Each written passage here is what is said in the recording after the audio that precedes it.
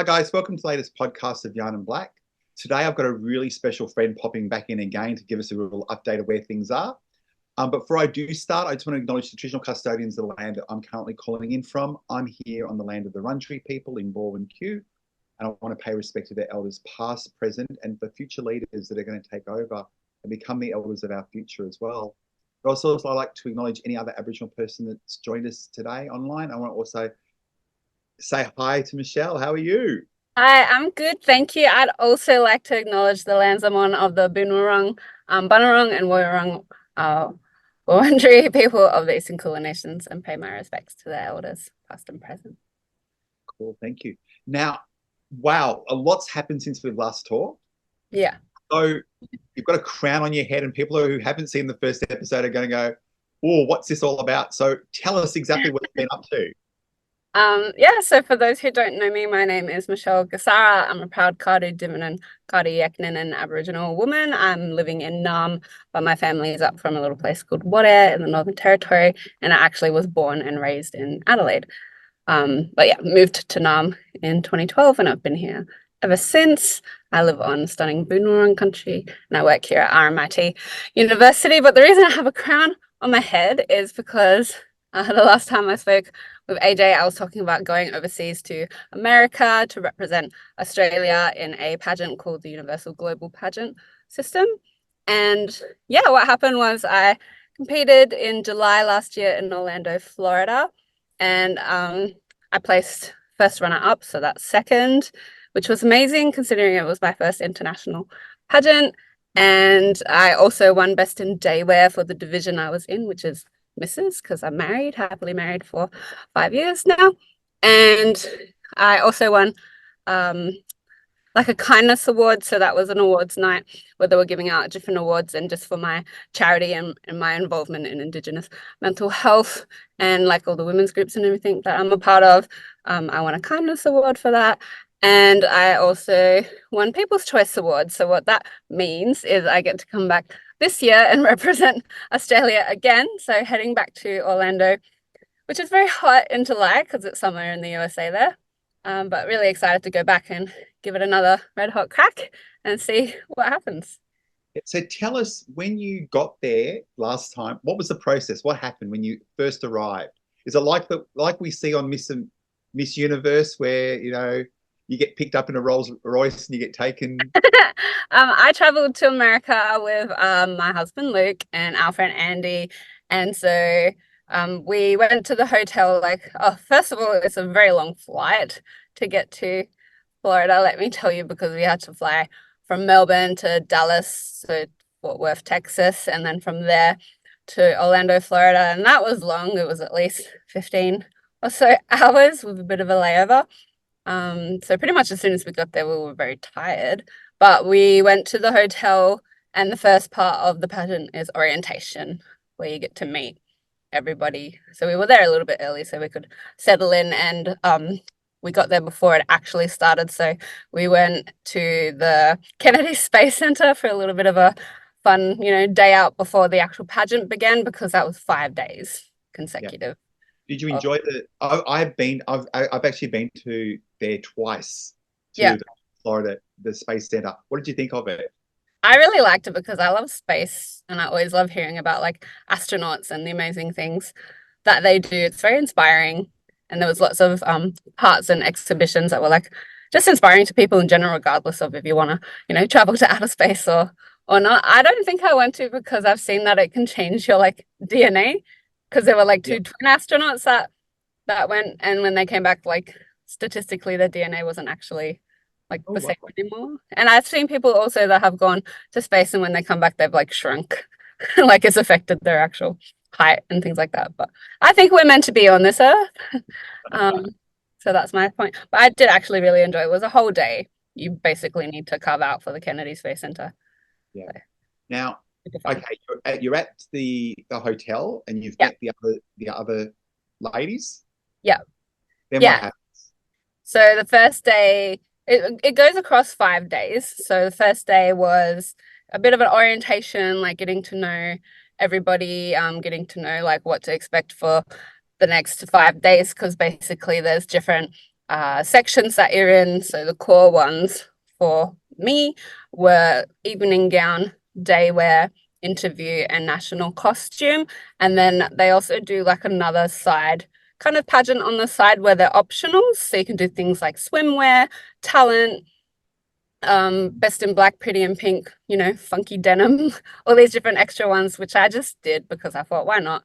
I'm traveling all the way there, it'll be fun. So I pretty much did every section apart from one called spokes model. We have to speak because, believe it or not, I actually have a fear of public speaking, which is why I do opportunities like this. Came with you? How much luggage came with you? Oh goodness. So because there was three of us, like I had a whole carry-on and a check-in, but I also used one of my friends, like my friend Andy, I used her check-in. So we had like I had two large bags and one small bag, and she had the whole trip where we were in America for like over a month or so with like a carry-on. She fit all her clothes in a carry-on. Don't ask me how.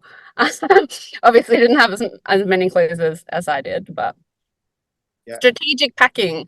If you play Tetris or you love organizing things, it definitely helps to try and rearrange everything into your luggage. The hard part was like trying to get everything back and all the different flights in between, because all the different airlines have different luggage requirements. So we did have to shuffle things in between. And you because you won some categories, did you get little trophies and stuff with each category, or? Yeah, so for like the kindness award and the best in day wear, I got like medals. So I don't have them with me now, but they're on display at home. And then of course I have like the crown and sash, which I'm sorry you can't see the full sash in the frame, but it's Mrs. Australia, which is very exciting. Yeah, you use your crown and sash when you do like pageant appearances and things in community. Yeah, so but I'm excited to go back because obviously what I'm gunning for is first place. I came second place, so yeah, I really want to come first place this year. And first place, who won first place? So USA. Okay, yep.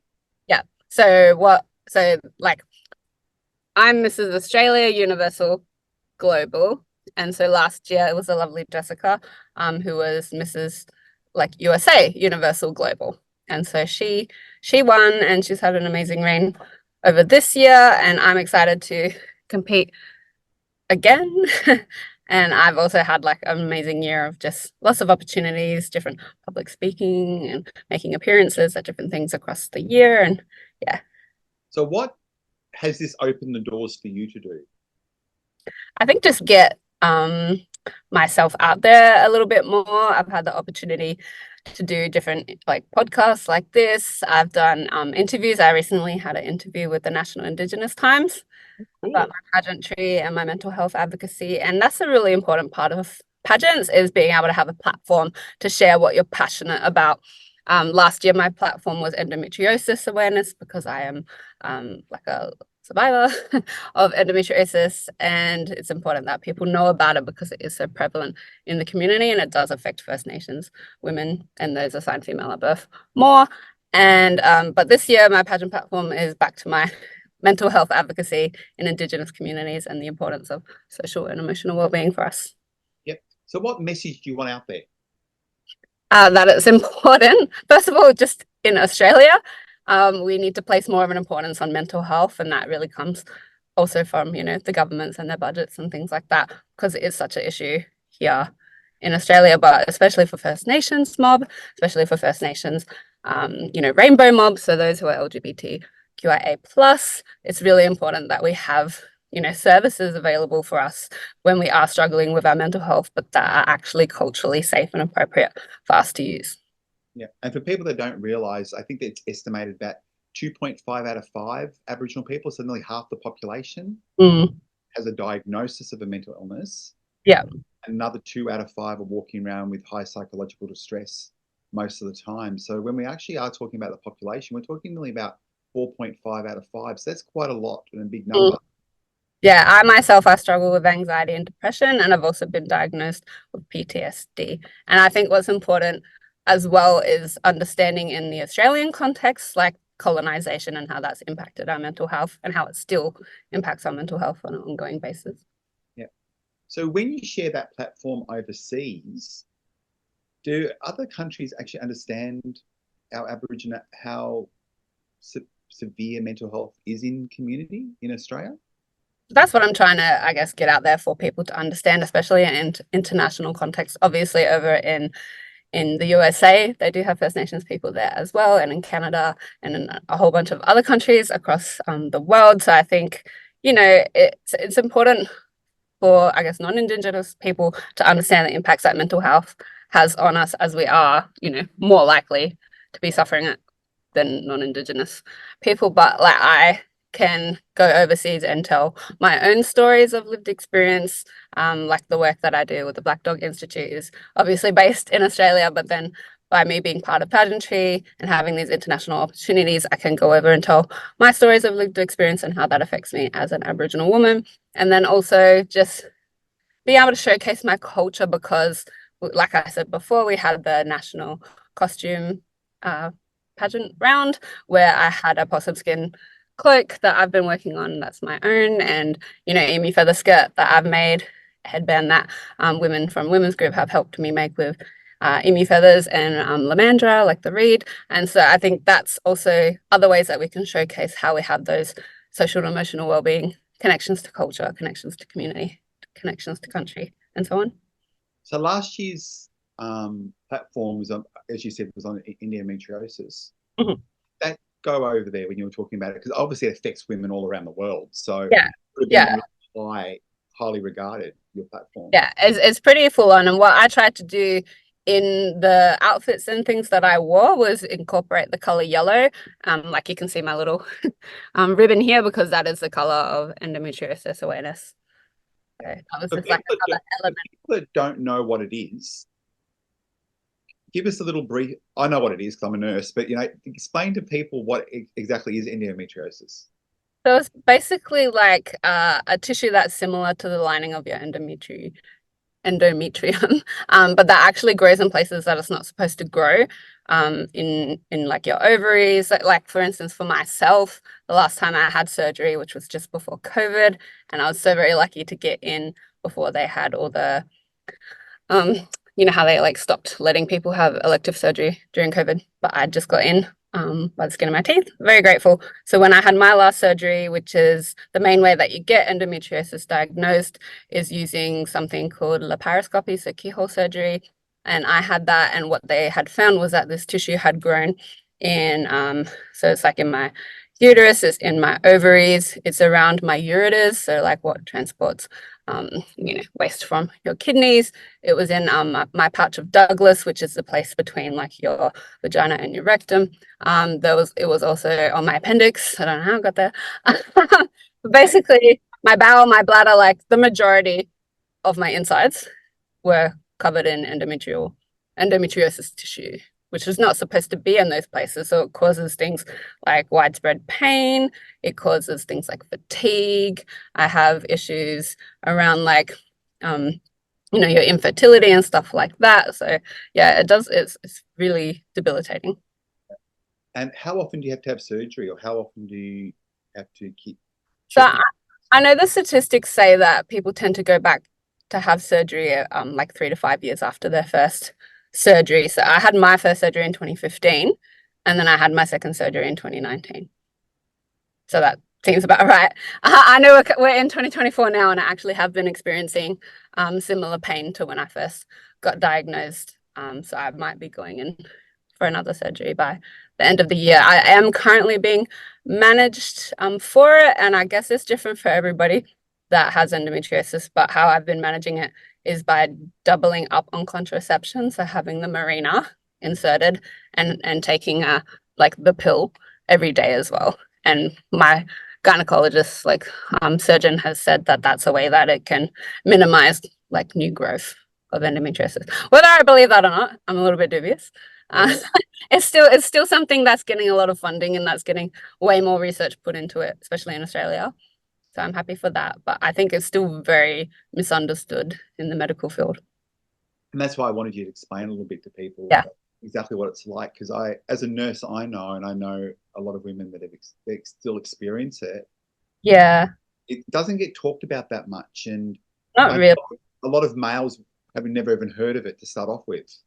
Yeah, and that's the thing is, I think I think the data at the moment is like 1 in 7. I think it used to be 1 in 10, like Yeah. women are assigned female at birth. And now it's like 1 in 7. And that's a lot. If you think of just like your family, that would be, several people. If you think of all your friends and people like colleagues and those in your community. Yeah, I have a lot of friends and people in the community that I can bond with over this, which obviously is not, it's not great to have endometriosis. But the thing is, there's no cure. There's no known cure. And even they're still trying to figure out exactly the origin of why people are getting endometriosis in the first place. So, And they still haven't found that out yet, have they? no, like they're Why? doing different trials and different things to try and figure it out. But I still think there's several theories over how people get it. But the unfortunate part is that I do have it. And if you think about it in terms of like when your period starts, mine started when I was about 10, which is pretty early. And like like in terms of how I got diagnosed is that they were really long, they were really heavy. So I think most periods would be like 3 to 5 days, something like that. Mine were like 10 plus days. They were very heavy, they were very painful. And if your periods stop you from actually doing anything that you would do on a regular basis, like sport, going to school, hanging out with friends, whatever it is, then you should go and speak to a doctor about it, basically. And I did at the time, well, when I was around 15 or so, still experiencing the same problems. And I was put on the pill, and that was about it. I wasn't like, they don't really, back when I was 15 anyway, like endometriosis was definitely not really like known about or talked about or anything. It's only been in the last, decade or two that it's been something more focused on. And so I was on the pill since I was 15, and then I'm not diagnosed until I was 25. Okay. Even though I'd gone to the doctors and told them how debilitating the pain was, I was just told that this is how periods are, this is how, it's normal to have pain, it's normal to do this and that. And I didn't think it was, but, and most of the time it was male doctors that were telling me that. Of course, they can monitor Yeah. monitor your pain. Yeah, but I feel like a lot of the time they would just gloss over Yeah. the fact and just say, well, periods are painful, get used to it. But it's really having that advocacy to speak for yourself and to, demand proper healthcare and that people listen to you. Yeah, but obviously I didn't have my first surgery until I was 25.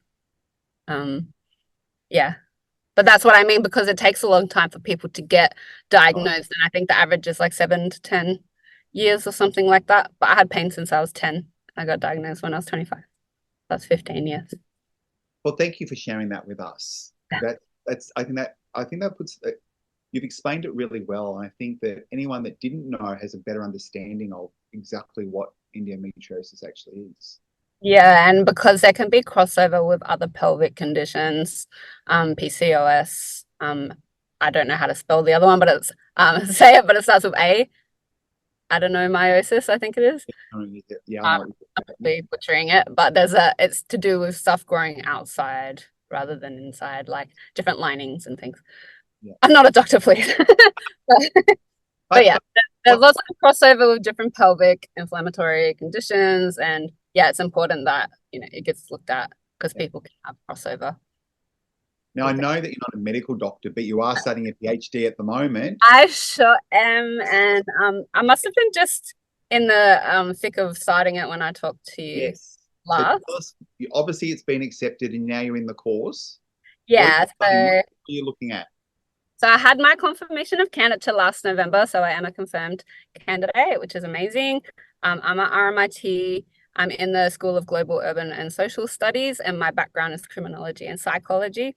And so what I'm looking at is the lived experiences of Aboriginal and Torres Strait Islander women, trans and gender diverse people who live in Victoria, because that's where I am, who have experienced image-based sexual abuse. And so that's when your intimate images or videos are shared without your consent, and just trying to understand their lived experiences, if they've reported or not when it's happened to them. And I'm also interviewing stakeholders who are important to this issue. So like the police, Indigenous services that people might go to, and other mainstream services that people might report to, just to kind of find out what are the barriers for people reporting, what are the other issues, and how can service providers then better assist Aboriginal and Torres Strait Islander people when they're coming to report being a victim survivor of image-based abuse.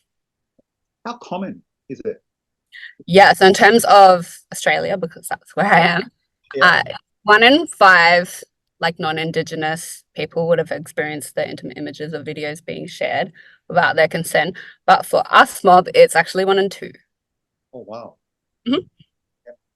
Any particular age groups or genders? I mean, just in terms of people using, phones and things like that, it does tend to happen to a lot of younger people, but due to like ethics and things like that, I am focusing on people that have had experiences after the age of 18, because there's certain laws that might be different when you're looking at things that are shared from younger audiences, which can fall under child pornography laws and that kind of thing. But in terms of who it most affects, it definitely does affect women more than men.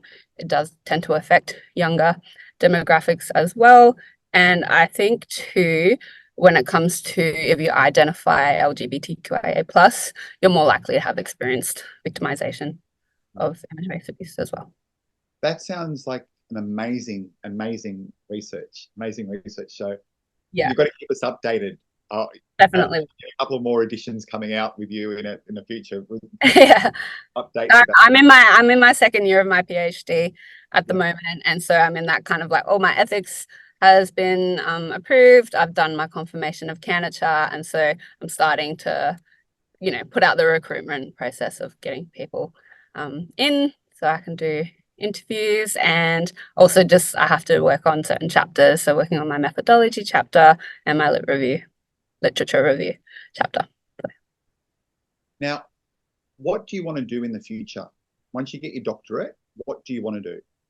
So my ultimate goal is to become an Indigenous professor, because there's just not enough Aboriginal and Torres Strait Islander people in higher education in those senior roles, and especially in like criminology and psychology, where I come from, we need more staunch representation in higher education. So that's my goal. So I will be handing in my thesis, like, everything's going according to plan at the start of 2027, and then I'd be looking to do like a postdoctoral fellowship. That would be really interesting. Just stay within academia as part of what I do now, because my PhD sits in a Indigenous Vice Chancellor's Research Fellowship. I also teach as well. So I'm really enjoying teaching undergraduates who come from the same degree that I did, criminology and psychology, or they come from crime justice, like criminology. And so. But what subjects do you teach? What were your subjects? So I only have to do a small part, because like 90% of what I'm supposed to be doing is my research, and then the other percentage is like teaching and engagement with the university. So last year I did crime prevention, and this year I'm doing foundations of criminology. Oh, We're in wow. we're in week 10 of 12, so all the students are getting stressed out about like the final exams and things like that. So you don't actually wear the crown normally when you're teaching, do you? No. No, but I do sometimes have like crowns and sashes from pageantry like on my desk, and I let my colleagues like try them on and stuff. Oh, wow. Yeah. No, Yeah. it's fun. The sash is just for today's work. Not wear the sash either on a daily basis. Walk around. No, but I will wear it when I go out and do appearances, obviously, so people know the pageant system that I'm representing, and so I get a chance to talk about it more, because I'd love some people to come along with me. There are obviously other divisions that Australia can represent, and so like, there's kids divisions, teen divisions, Miss, Ms, there's like elite, so that's for like women in that 50 plus. It's also a very like gender friendly pageant, so there's been transgender contestants as well. There's been male contestants too. It's not just for women. I tried to get my husband to come as Mr. Australia, but he didn't want to have a bar, but he just wanted to come and support. So You only took him so you had room for your clothes. so I could use his luggage. Yeah, so funny. It was actually a really fun time, because, like I said, the pageant went across like 5 days. And we went to the Kennedy Space Center the day before, so that week was jam-packed. Then the next week, we actually spent that whole week in Walt Disney World, also in Orlando, Florida. I went to each park each day, which was really fun. Then after that, we actually traveled all around America, and we didn't get back until September, the end of August. Yeah, I remember following you. Yeah. Where you were going. I'm like, oh my God, she's having great fun. we fit so many things into that short amount of time. I guess with the premise that we didn't know we'd ever actually come back to America or not. So let's see the Empire State Building. Let's go to Vegas. Let's see the Grand Canyon. Like, all the things that people want to do, which is funny because some people, even in America, through the pageants and people I just talk to in general, have not gone and seen these sites either. So I was very grateful to be able to have that experience and see all these unique places. So, but I am going back. Yeah, you are going back. This time I'm traveling solo. I'm actually really excited because I love solo travel as well. You get to do what you want when you want. No one's telling you what to do, which is great. And I also just want to do like a little bit of shopping. I need that luggage space. But I am, flying by myself. I am going to be so it's in Orlando, Florida again. So I'll be there for the first week. I'm only going for around 2 weeks or 20 days. And then the second week I'll be in LA because I went there last time. I really liked it. So I wanted to go back and enjoy the beach more and try and see something. Is it always held in Florida? Yeah. Yeah. So the Universal Global Pageant every year is in Florida. Yeah. How many countries are actually involved in it? So many. I kind of lost count because there's so many different divisions. Yeah. But they do have a Facebook page that you can follow and see when they announce each queen or king as well. So on Facebook, just Universal Global Pageants. You can also follow my page, Mrs. Australia Universal Global, and follow along with my adventures. So if you win this time, what does the reigning crown person for the year, what do they have to do? Obviously I would have a different title. I would be Mrs. Universal Global International. Yeah. So I would have a new sash, a new crown, but also it's just giving me that platform and that kind of reach and awareness to be able to talk about my platform more and actually do something with it. So, I have a dream, which is to write a book about my lived experiences and maybe travel around Australia and use my lived experience to help other people, which I already do in a way with the Black Dog Institute. But yeah, it's something that I, maybe opening my own business or something like that. And by having this platform, it's like another pathway to be able to do that. So. Awesome. Well, I want to say thank you for joining us today, but I also want to go, we wish you all the very best there. Thank you. And I hope you win other categories besides just Miss Kindness. Now, I know you are kind, right? And Best in Day Wear. Thank you to Review for the lovely dress. Yeah. And I will put your Facebook and your contact details like in the bottom of the YouTube. Yeah. So people can see it. But I want to actually say, I looked today again at the outfits that you wore last time. Yeah. And they were pretty amazing. Thank you. I tried to incorporate a lot of Indigenous designers in what I was wearing and also the color yellow for endometriosis, like I said. And yeah, it's just such a great opportunity to showcase Indigenous fashion and design because we are going, overseas to a different place where they might not know certain brands or certain designers. So I am working at the moment with an amazing lady called Cassie Latham, who does a lot of Indigenous weaving for my next national costume. And that's just what it's called in the category, but it's a chance to showcase, for me, Indigenous fashion, textures, weaving, and, the interesting things that we do. Yeah. So last final question is, what would you like people to walk away with today from our bit of our yarn? I guess personal advocacy when it comes to your health and your mental health is definitely one to take away. And that, you might think you're alone in the lived experiences that you have, but there's definitely people that have gone through similar or same circumstances. You're not alone. There's always help available. And even reach out to me and I can put you, to the resources and things that I use. That it's important for our more that, as people to engage in positive social and emotional well-being, which is an amazing framework that's Indigenous-led and Indigenous-driven. and that anybody can enter pageantry too. Don't think that you're too shy or it might be out of your comfort zone. That's one of the reasons I joined in the first place. I felt like I wanted to step out of my comfort zone, work on my self-esteem and my confidence, and look at the opportunities it's giving me now to talk to someone as amazing as AJ. Yeah, cool. Thank you. You know how much I love you, and please have the most fabulous time when you're there. Thank you so much. I leave on the 11th of July, and I can't believe that's not even that far away. Like, what's happened to 2024? It's just zipping by. So thanks very much, and guys, I'll see you in the next podcast.